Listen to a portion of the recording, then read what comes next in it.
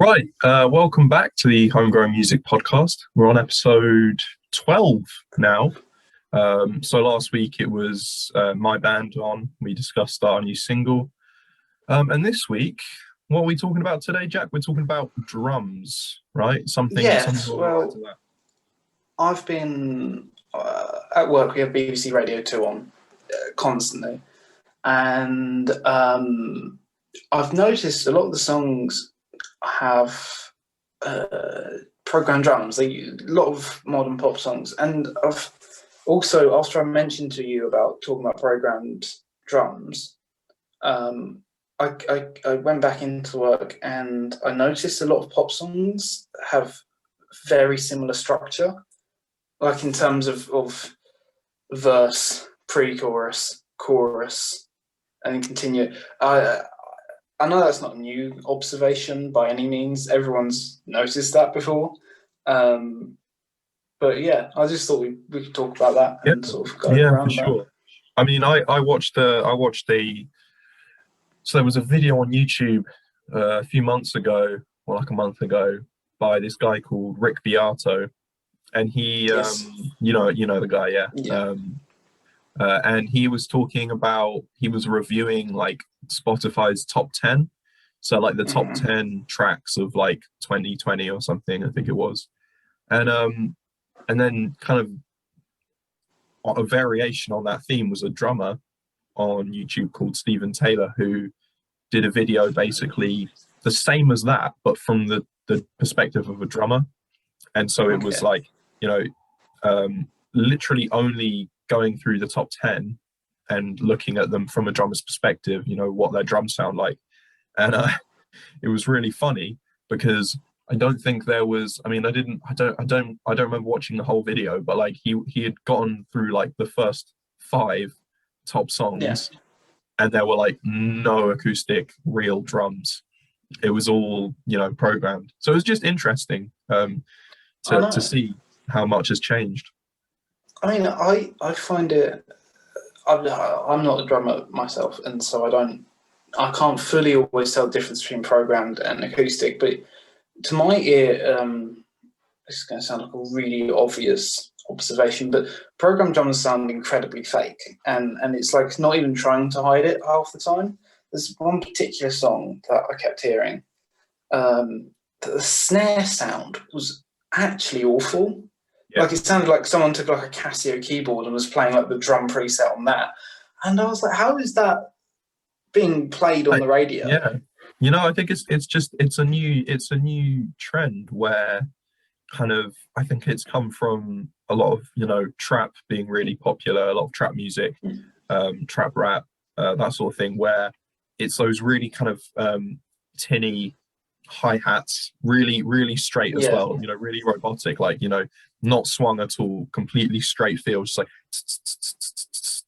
that sort of thing, really electronic music sounding, and really sampled, kind of like not even snare sounds. Like a lot of the time it's just claps and snaps that have been sampled, and they make the replacement for the actual what a snare drum would do. So if you go back and listen to like some of the most like popular songs right now, where there would be a snare drum hit, there is like a clap or a snap or like some kind of other percussive thing, but not necessarily a snare drum. Because where I've been working with Ableton, and I was going to program drums, but upon listening to half my stuff with it, I was like, no, I can't in good conscience do this. I don't know why, but it cheapens it. I can't word it, but it feels it just feels wrong. It doesn't feel right. But I notice a lot of clap and snap stuff. There goes the doorbell. And so because I know clapping can be implemented into music normally, but why is it being used as a snare sound? I guess is the question. I think it is really just it just shows the evolution of music and where we're at now. I think a lot of people are kind of turning to electronic music. I think kind of because production has changed so much over the years, and anyone with like a laptop and the right set of skills can make an amazing beat for an artist to then sing over. And it's that kind of tradition now where it's not so, we don't get so many bands and producers. You get a producer and a singer, and the producer kind of takes on the role of the band and produces a beat for the singer then to sing over. Think about like Ariana Grande or like Justin Bieber. It's not necessarily coming at it from the perspective of a band. It's just you go into the studio with a couple of producers and they make songs for you to then sing over. Justin Bieber is I'm sick of hearing his music recently. He's got one song on the radio that just won't go away. I keep hearing I can't think of the name. Yummy one. No. That one was awful. That one hurt me. It's his latest single, I think, and it's been like they'll play it like 3 times a day in the span of about like an hour. They'll play it, and then what feels like an hour, and then but they'll play it every day for like 3 to 4 times. It's really grinding me down. Yeah. But that's kind of I mean, that has quite programmed drums in it as well, but it kind of draws me into the sort of discussion about structure within pop music, because one thing I noticed about this song is it's got quite a big chorus, and there's a lot of songs do, this sort of quite melodic, why is my phone keep turning on? It's quite a melodic, large chorus. Yeah. And I noticed the structure seems to have a verse, maybe 2 verses. You start off with like an intro bit, obviously, which generally emulates the sound of the chorus. Then maybe 2 verses, usually 1, a pre-chorus, which is essentially just a mini chorus, and then it blows into this big chorus, but it isn't too big to begin with. They'll bring it down. They may just bring it down to just the guitar and the drums and the singer, and it's this like really good hook line and something, and then they build it up back into like a second round of the chorus, and then the second verse comes in. It's more drums. There's a bit more going on, but you only get like a short verse, pre-chorus again, and then a massive chorus out of that, which just everything comes in. Then like a small bridge bit that usually brings it either almost chaotic and continues the tension from the chorus before, or it brings it down into a more melodic, slower section, and then a slow chorus again, really brought down, and then big one, and continue for another like minute.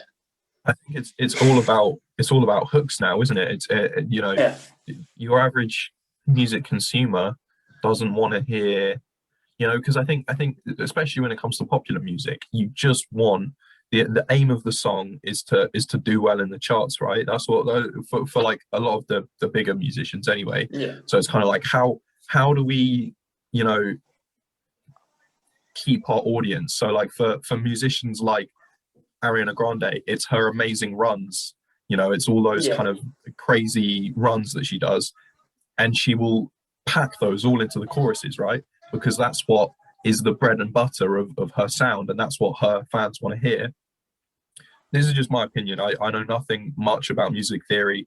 This is kind of just all off the top of my head here, but this is like, I think it's like that is how popular music, maybe it wasn't always like that, but I think it definitely that is its kind of function, is to hook in an audience with those hooks, with those big choruses that are memorable and sound good. And I think that is just kind of the way it is at the minute.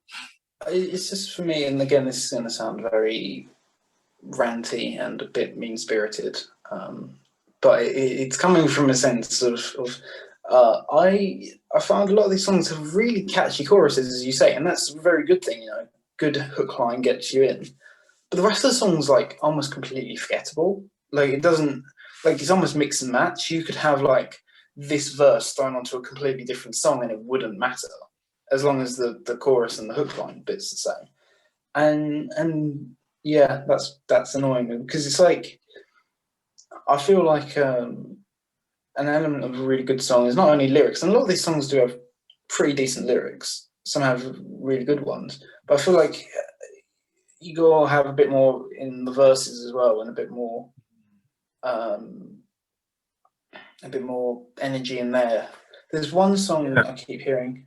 It's almost like the verses are like token, right? It's like that's just kind of filler between the choruses, which are what people want to hear. But there are so many songs I think of where it's like I'm listening for the verses as much as I am for the choruses, because those verses pack as much of an emotional punch as the choruses do. But you know, more so to do with the lyrics, maybe. In the verses than the actual musical intensity in like the choruses. Do you know what I mean? It's like, yeah, and although there is, I will give credit to one song that keeps going on the radio. I don't particularly like it, but it's catchy throughout, and that's at least a sign of something working. It's Jason Derulo and Adam Levine's new song, Lifestyle. It's called. There we go. And that keeps being played, and I don't particularly like it, but at least it, it was a violent one, that one. But it at least is catchy throughout, and at least keeps up a what's the word I'm looking for? Energy. Go on. So what were we talking about before Zoom rudely interrupted us? I said something about Jason Derulo. Yes, you were saying you were giving Jason Derulo and Adam Levine credit. Why was Which that? I may regret. If anyone ever sees this. Yeah, it was because my point is, at least the song, I don't like the song, but at least it's catchy throughout, and at least sort of keeps you listening. It doesn't sort of, because I noticed a lot of them, the verse just drops almost. It's almost as you say, like an afterthought kind of thing, and it just sort of seems to be left there. And then it mainly seems like the whole song is really the chorus, and everything around it is just sort of leading to that. But instead of actually just starting from the beginning and going through and telling and doing a cohesive run. But yeah, so that's my Jason Derulo appreciation. Fair play. I can't deny it. I don't necessarily dislike, you know, modern pop music now, because I think it just shows the evolution of kind of the way instrumentation is now. The way, you know, that there isn't so much really a place for guitars or real drums and stuff in pop music now. But I think it will change. I think it's like all things, it'll be a cycle where you know, 5 years from now, what will be popular will be completely like miles different than what it is now, you know. And I mean, I've noticed a lot of instrumentation, and this goes back to what we were saying about production. Really, it's changed. You don't really go to a studio anymore and do something with a whole group of people, and you don't bring in a bassist, you bring in the drummer. You sit at home with your laptop, with your MIDI keyboard, and you run it all on the MIDI keyboard. Yeah. And I'm not saying that's not a good way of working. I mean, that's basically how I'm working currently. Yeah. MIDI keyboard it. But I think it does, it does sort of take something out of it. But I will say, though, I've noticed a lot more guitar coming back in pop music than there was, let's say, 2-3 years ago. Yeah. I've noticed it come back a lot more. And I think that's got to be down to someone. I'm not quite sure who, but I used to listen to the radio a lot, and I know what you mean, where in the past it was, I don't know, there was a lot of DJs and a lot of EDM was really popular. So like lots of like dance music, lots of like house music, like David Guetta, Avicii, like all of those sort of, that was what was really popular in like 2013 onwards, like was that kind of electronic, you know, pumping beats. But now it's like, I don't know, it's changed quite considerably. And this just goes into the evolution of music. It's still got elements of that. It's still got usually a hook line sung by a female singer, Yeah. A pumping beat, as you say, and it's kept those kind of elements, but it's starting to bring in different things, as we say, like trap drums and trap snares and stuff. That are sort of it's certainly interesting to see this evolution, and that's just how music's always been from the very beginning, is take elements from everything and just throw it together and it grows. But yeah, I've noticed a couple more guitar solos have come back, and a lot more guitar-led stuff, which is interesting to hear, because I thought guitar had sort of almost gone out of fashion for a while, but it seems to be back for a bit. But as it says, sort of an ebb and flow of it all. It'll change from year to year. I mean, what's your opinion on kind of programmed drums in pop music? Do you like it? Do you not? I think if it's done well, if it's done to a point I can't tell it's programmed, then it's well programmed. Is sort of my thought. I mean, we mentioned Ariana Grande earlier. Like a couple of her songs have been played and on the radio, and you can't tell that it's particularly programmed drums. I believe it is, unless it isn't, and then which it's successfully fooled me. But then there's other songs that have been released that are very clearly programmed, and it kind of, I guess for me, it takes me out of it. But I'm guessing most people probably don't even notice or don't particularly care. And that's fine, because you can enjoy it yourselves, and there's a place for it.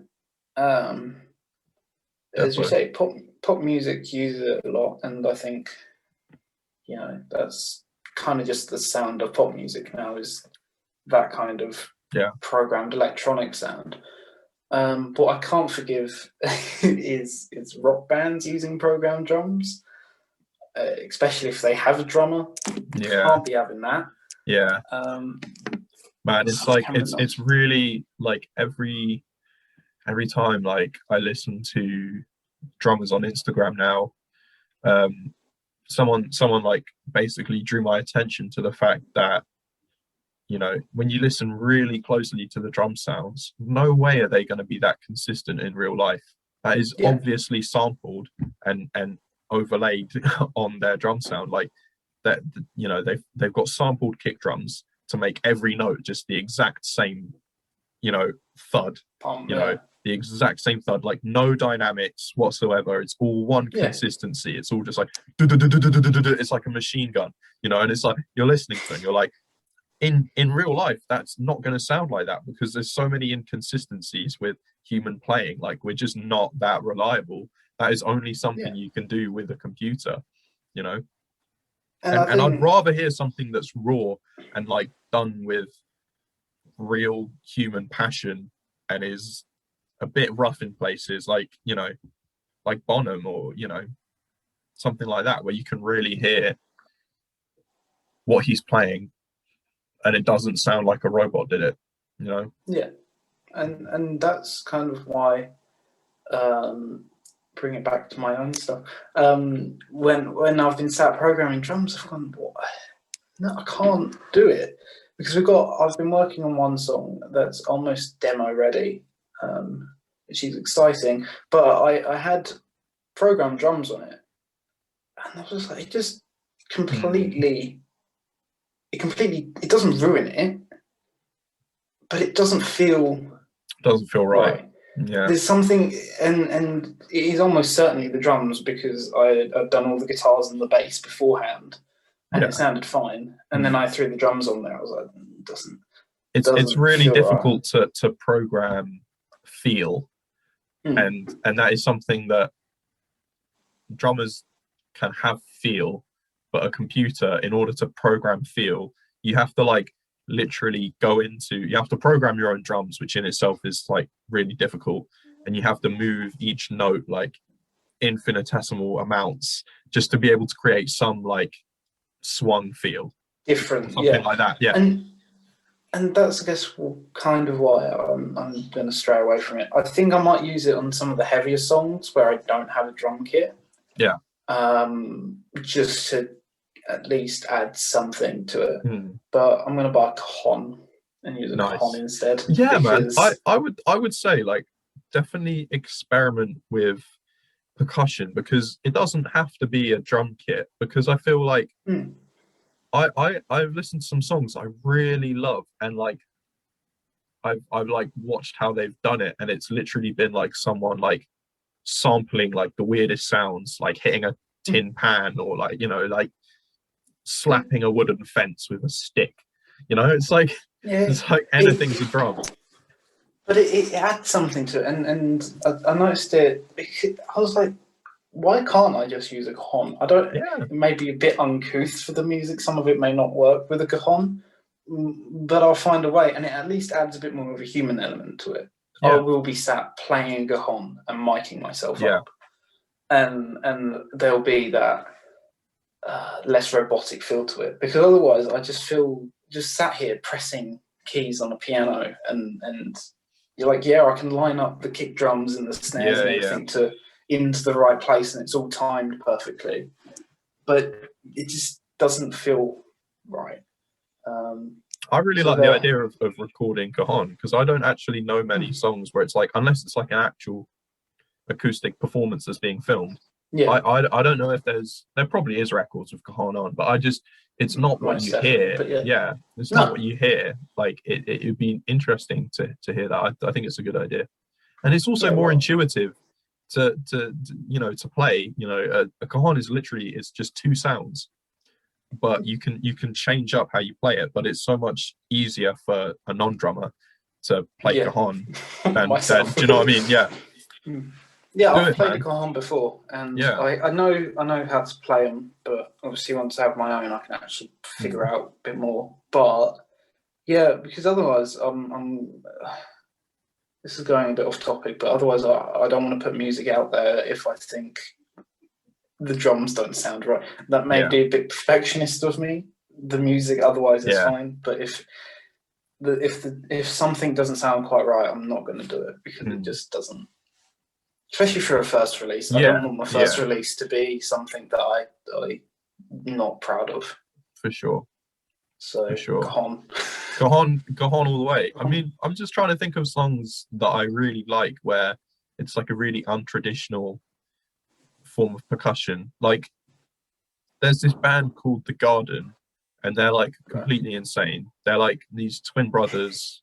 They're really super weird. Like, they dress up in like these Harlequin costumes. Really out there music. And I was listening to like one of their songs, and I was like, that sounds like just like a school Casio keyboard, but like, why does it sound so good?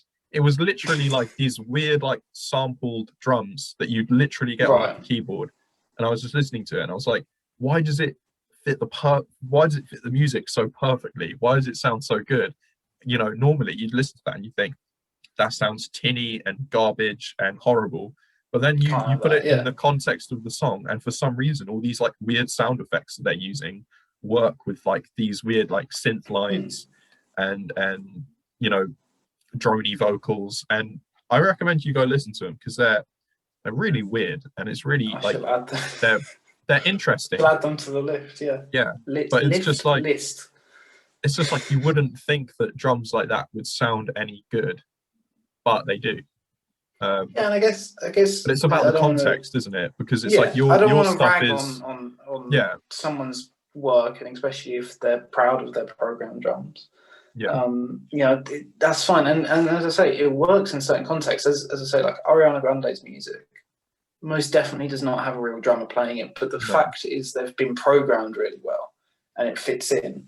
And I mean, I can't give an example from what I've heard where something sounds incredibly tinny but it works. But as you say, there are people who can do it.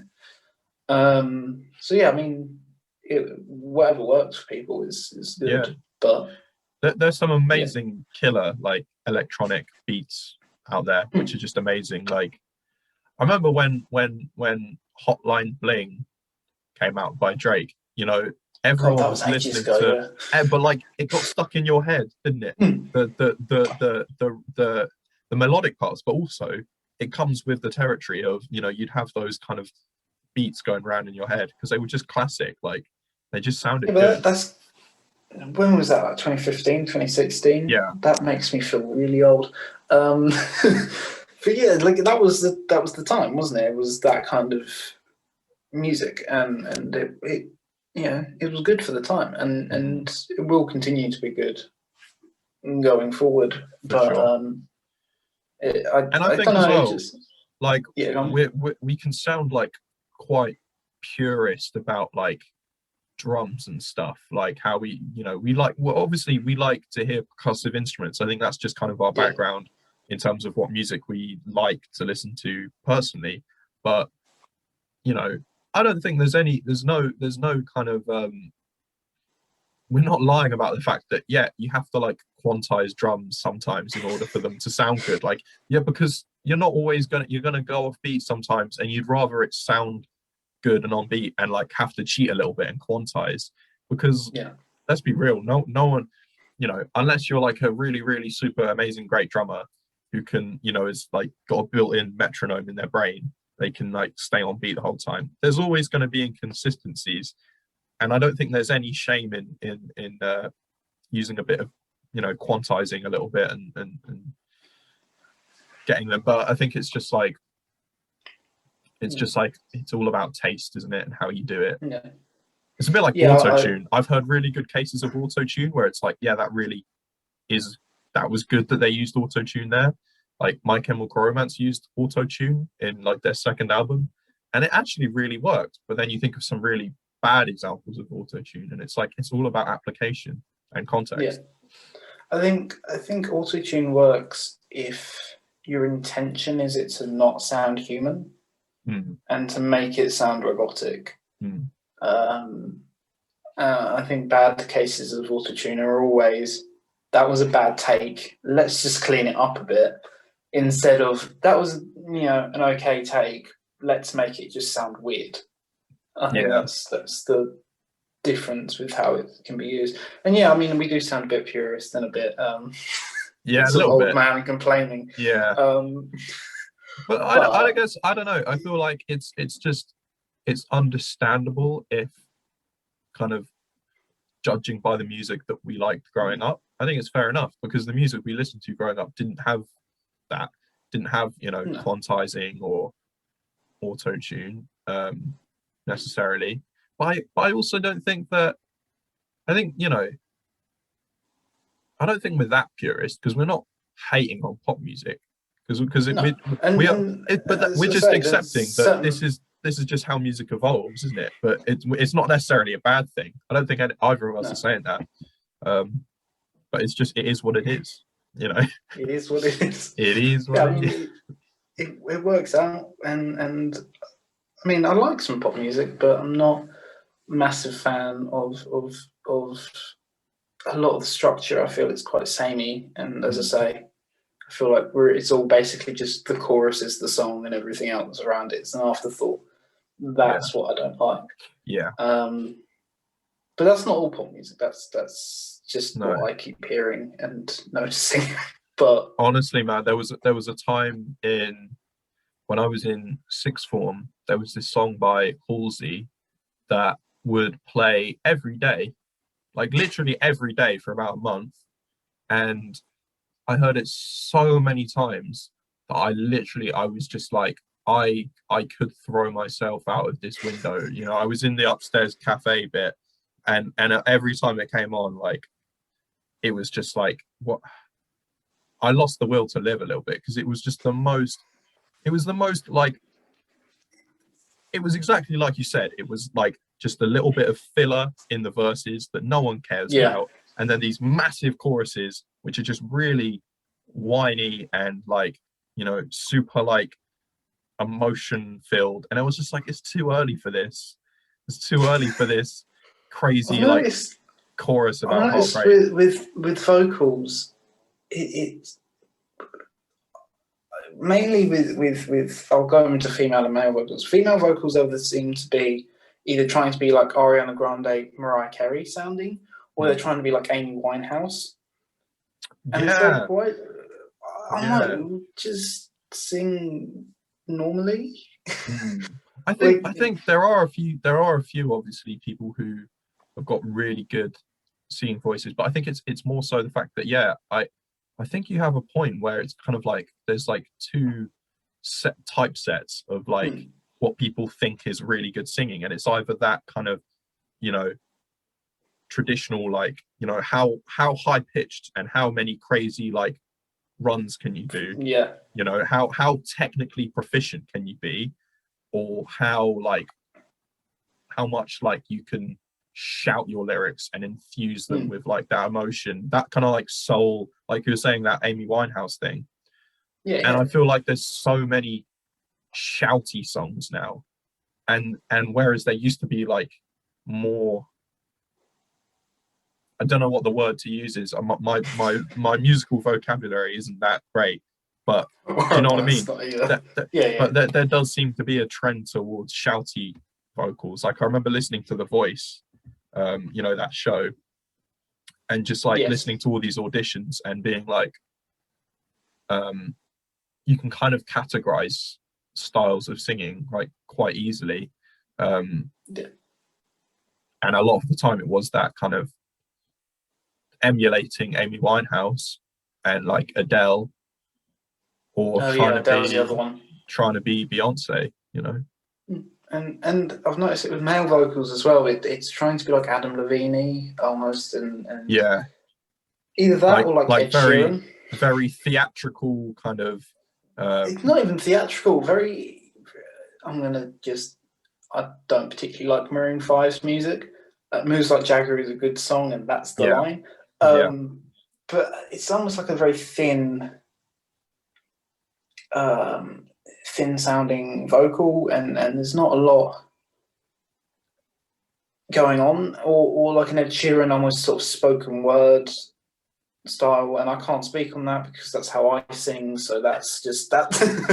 Ed Sheeran singing, it's like quite folky, isn't it? It's like his voice, but he's slightly singing, but it's like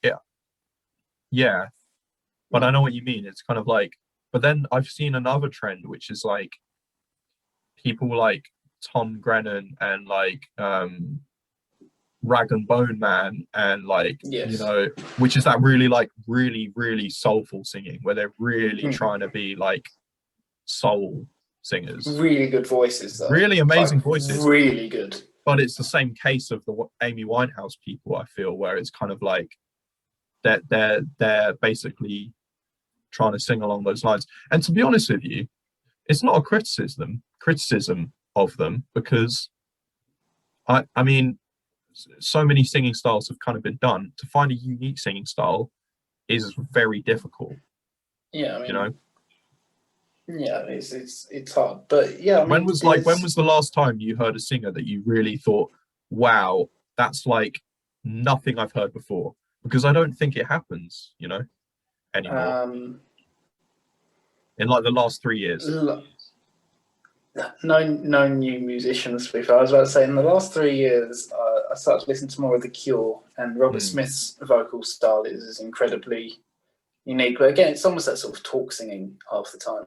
Yeah, but it's like, you think of all those amazing bands, they all had unique singers, like all from that period. You know, you had Robert Smith, you had Morrissey, you know, you had what's his name from Joy Division, something Curtis, wasn't it? I can't remember. Ian Curtis, yeah. Queen, you know, Freddie Mercury, like all of these amazing big bands all had a unique style of singing. Yeah. And then after that, it's kind of like, well, where do you go from there? You know, how do we sort of improve? Yeah, and it may be that in the next, God knows how long, someone comes out of nowhere with just the greatest voice ever and blows us all away. But I think there's only so much that you can do with the human vocal cords. I almost think it's like that. Yeah, I mean, it's by no fault of these people that they're singing like what we've heard before, because there's only so much you can do with a voice box without altering it using technology, you know, like. And I think, I mean, once you bring on people, as we say, like Freddie Mercury or Amy Winehouse, there's very few people who can, first of all, top them in their field as they are, let alone be completely unique from everything else that's gone on before. And I mean, it will be hard if anyone appears unique from here. Yeah, and I always really try to stress whenever we get into these topics that this is not a criticism. No. Because it's literally not a criticism, because all of these singers that we've mentioned who are singing in the style of some of these people are amazing, right? But it's just like, it's kind of like, it's an exhaustive list of styles and ways to form your singing, you know. Yeah, and I think there's everyone's unique and everyone has it's just, I think it seems everyone sort of, where am I going? Hang on, I'll be there. Yeah, I think my point is it's almost like some of the, I've just noticed some people who I won't name because then it will be criticism. I think they're trying to emulate a style too much, whereas all the people we have mentioned are unique and are very good at what they do. But they are stylistically influenced. Yeah, for sure. And again, it's the line between influence versus just plain up copying. We've had this debate before. Yeah. I think we've had it a couple of times. Yeah. It's like, I don't know if those rants ever made it onto the podcast. I don't think I cut them out because I think I was very rude to Youngblood, and I remember. And I've subsequently kind of thought about it as I was editing the video, and I was kind of like, I sounded like such an idiot. And I was just like, you know what? It was a bad day. I was grumpy that day. I'm just gonna cut that bit out. I was getting defensive. Yeah. I think the reason that I've brought up pop music to talk about is just because I've heard so much of it over the past couple of weeks. Yeah. I just wanted to sort of ramble to someone. Yeah, man. I'm lucky at my work. We always had like Radio X on, so I'd just be working, listening to like Radiohead and like Oasis and stuff, which is, not all of my favorite bands, like a lot of Britpop and stuff, but it was still better than like listening to like Capital and just hearing the same songs every day. I'm glad we have Radio 2 on because they do play some older stuff, whereas Capital and Magic as well, I find just so annoying.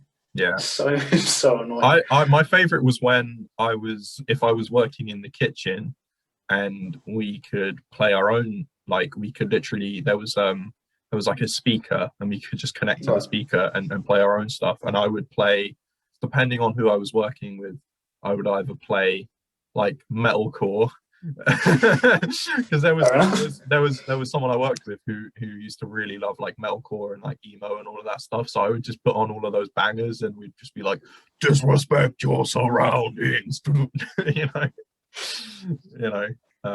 That's nice. I think it's good to be working with music on, though. It definitely makes it more fun. Yeah, and as I say, I'm not complaining we have BBC Radio 2 on, except Jeremy Vine. I won't go into Jeremy Vine, but I used to like him. He won't see this. You won't see this, man. It's cool. No, and I don't know how many fans Jeremy Vine has. He just. So our lunch is at 1, right? Right. And his show comes on at 12, and it's kind of like a natural clock. Or like by the time I get annoyed with his voice, it's almost time for lunch. So I usually get annoyed by his voice, and it's like, okay, so it's 59 minutes until 1, and then we can start eating. Because he starts talking, and I'm just like, no, just stop. You've just had enough, yeah. I'm just done. I used to like him, but I think it's just, he puts on a voice almost. I feel like he's they have like a radio voice, don't they? Like a really exaggerated. Yeah. I don't think I could do that because I would feel too disingenuous, I just couldn't go and be like, right, well, that was, all of that kind of. No, I couldn't. Yeah. Just, it's annoying. But yeah, they do play some good music on there. And as I say, there's their song of the week. Last week was a song. I don't remember the band name. Weekend Vibe. That's the name of the song. I don't know if you've heard it. It's a decent song, and again, it brings into what I'm saying about sort of the honest return of guitar music. It's got this breakdown with this sort of quite. I can't quite describe the style of it. Surf isn't quite right. It's got this guitar riff sort of halfway through. Chorus goes on a bit too long, just because again it's that pop music thing of right, we're going to just do the chorus like multiple times. But it's a good song. I think I've just heard it too many times. That's my problem. Yeah. But otherwise, it's a good song. Man. I can't think of who the band is. It's going to really annoy me because they keep saying, right, that's Weekend Vibe, right? Yeah. Do that one, yeah. But yeah, not going to play. I like working with music. I find it. I do it with almost everything. Yeah. Because I can't. I don't know why. My brain just doesn't quite work otherwise. Yeah, no. I've got to have something going on. I'm completely the same. When I edit these, I have YouTube open, but I'll just have it like low volume so I can still hear what I'm editing, and I will just listen to like my YouTube mix. I have Spotify on my phone, but if I've got my headphones on my computer, I don't have Spotify on this yet. But I'll just go on YouTube because my mix on YouTube is already curated for me, and I'll just listen to that and do my editing. But I've recently got into it's a kind of I know I've got a few mates who are really into drum and bass, and I found it's really like there's like a certain genre. It's called like liquid drum and bass, and it's like really ambient, really like flowy drum and bass. But it's like no obviously no vocals. It's just like, but it's not like too intense drum and bass. You know how like there's drum and bass where it's like just really in your face, kind of like melting your face. It's the kind of ambient side of drum and bass where it kind of flows nice, hence the term liquid drum and bass. And it's so good for working, man. Yeah, it's so good for working. I could write for hours just listening to, because I think fast beats help you write fast. Maybe, I don't know. For me at least, I feel like I was just zooming. Maybe it was coffee. I don't know. could have been caffeine. Yeah. Oh, I remember. I think faster beats do make you do stuff quicker. Actually, I'm thinking about it. I had back in what would have been year 12. I listened to Meatloaf's "Bat Out of Hell" album for the first time. It's still my favorite album of all time. It's such a good. Go listen to it if you haven't. Okay. Such a good album. Not a massive fan of Meatloaf and his views, but it's really his music's really good. And yeah, I mean, I feel like maybe I did work. I certainly walked faster. Yeah, man. Especially the song "Bat Out of Hell," which is like 200 BPM or something. 9 minutes long. Was able to walk to school in like 7 minutes. Sick. Which usually would take me like 15 on this. Damn. So yeah, maybe that's it does a speed make you... walk, man. That's a speed walk. Yeah. My I get very warm. My go-to speed walking album is God, I'm trying to remember what I used to listen to walking to school, because I've got, hang on, where is it? My little iPod Nano thing, 7th gen. It still works for some reason. I would listen to Falling in Reverse, which I don't listen to much anymore because I think they're kind of cringe. But they're like one of those metalcore bands, with the Motley Crue aesthetic, but just in a later time. So like the long hair and the eyeliner and all of that, like very scene, very goth, very emo, the whole thing. And I used to listen to that album, their first album, literally to walk to school, because it actually had some sick breakdowns. The band are just, the singer's just a terrible person, and is an awful guy. Had prison time and is just not a great dude. I won't ask. The album is objectively not terrible, and it helped me walk to school quickly. So that's one positive. I just remembered as well. I stopped listening to Ben Folds 5 for a while, and I don't know why, because they're a good band. Their drummer's actually really good. There we go. I forget his name, but that's all. Darren Jesse. That's it. Nice. But yeah, no, I used to listen to them while walking because they have a couple of like slower ballad stuff, but a lot of their faster stuff and sort of more rock stuff you can walk quite quickly too. So I used to them and Meatloaf, which is a nice, slight broad spectrum of that's an eclectic mix right there. Glam rock to piano indie rock stuff. But yeah, I mean, it was never at the same time. It's not good to mix. No. But it, walks fast. There we go. That was the other thing. I've run out of nice, man. I don't know how we can avoid just going into. I listened to this the other day. Well, we always do, don't we? We always end up chatting about stuff. It's like the main chunk of the podcast is like on the beginning topic. and the end. Yeah. And then the it's middle just us rambling. Yeah. And then there's then there is then we kind of usually go off on a tangent somewhere, but I like the tangents. It's a natural flow of conversation. It doesn't feel forced. I think people enjoy it. The few that do watch enjoy it.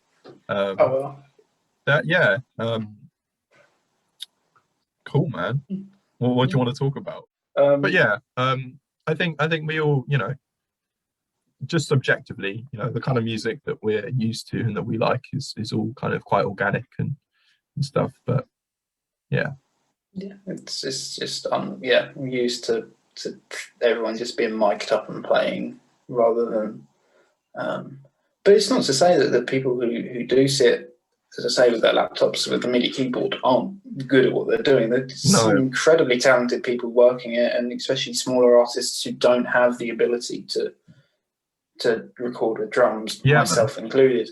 We can't, especially in the current state of things, I can't just be like, we'll just get a drummer in because it can't do that. I think it's the future of music, really. The way it is, the way it's heading. Yeah. And I mean, it's some incredibly talented stuff going on. I think maybe it's more the fact that drums isn't quite the focus of the song. It's more the melody and the hook and everything. And as I say, there's some incredibly catchy songs out there. Yeah, man. Incredibly good hook lines and choruses that aren't just there. That aren't just that's the whole song. There are some really good ones that the whole song goes through. But yeah, that's just sort of how things are as of now, and we'll see how it goes. We'll just be in the minority of people who prefer it the other way around. Yeah, we'll just and that's it's all about personal preference, isn't it? I think there'll still be a need for bands, and because who doesn't love to go see a live band? I know. And I think bands become more now, maybe not more now, but I think there's a personality of bands that one singer or the one musician may not be able to completely carry by themselves. Yeah. I'm not saying that soloists don't have incredible personalities to them. I mean, they do. But I mean, I think there's something about a band of like multiple personalities, and people tend to latch onto one member and be like, "That's my favorite member." Yeah, for sure. And you see it a lot in Stan accounts. I don't want to go into that, but like K-pop in particular have that whole thing of like, that's my favorite member. I like that one. And so bands still have a place. Bands. Yeah. Yeah, bands still definitely have a place, which it gives us hope and optimism. So just my career and openness. Yeah, there we go. Should we end it there? Right, yeah. Well, so thanks everyone for watching and listening. That has been episode 12. Yeah, hope you enjoyed, and we'll see you next week or next time. Next time we'll bring a bit more optimism and a bit more oh yeah, a better conversation. See ya. Cool. Bye-bye. Bye.